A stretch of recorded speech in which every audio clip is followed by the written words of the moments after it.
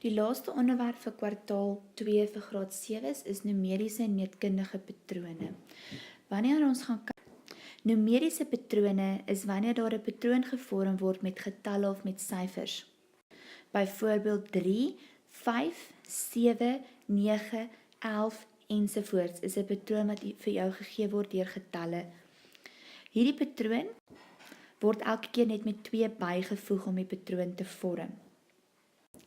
Meetkundige patrone is 'n patroon wat gevorm word deur sketse of prentjies te gebruik.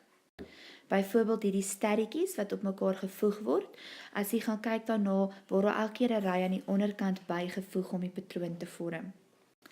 Die aantal sterre vorm dan ook eintlik 'n getalpatroon as jy nou gaan kyk na die sterretjies en hulle bymekaar gaan tel. So in die eerste een is daar 1 en dan 4 sterre en dan 9 sterre en dan 16 sterre. So elke keer word 'n onewe getal bygevoeg om die volgende waarde of die aantal sterre te bepaal. So dit was eers 1 sterretjie, voeg 3 by kry 4 sterre, voeg 5 by kry 9 sterre, voeg 7 by kry 16 sterre. So die volgende een sal voeg 9 by wees wat 25 sterre sal gee.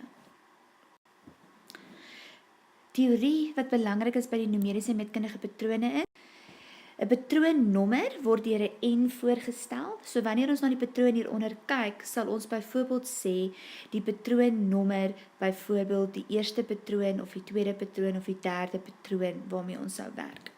So 3 sal in die eerste patroon wees, 5 sal die tweede patroon wees, 7 sal die derde patroonnommer wees. Die patroonwaarde word deur Tn voorgestel. So wanneer ons van die derde patroon praat ons van die waarde 7. Wanneer ons van die eerste patroon praat ons van die waarde 3. En wanneer ons van die 5de patroon praat ons van die 11 wat ons daar sien. Die algemene reël of die algemene formule is wat word met die patroonnommer gedoen om die patroon se waarde te kry. Nou wanneer ons hier mooi kyk,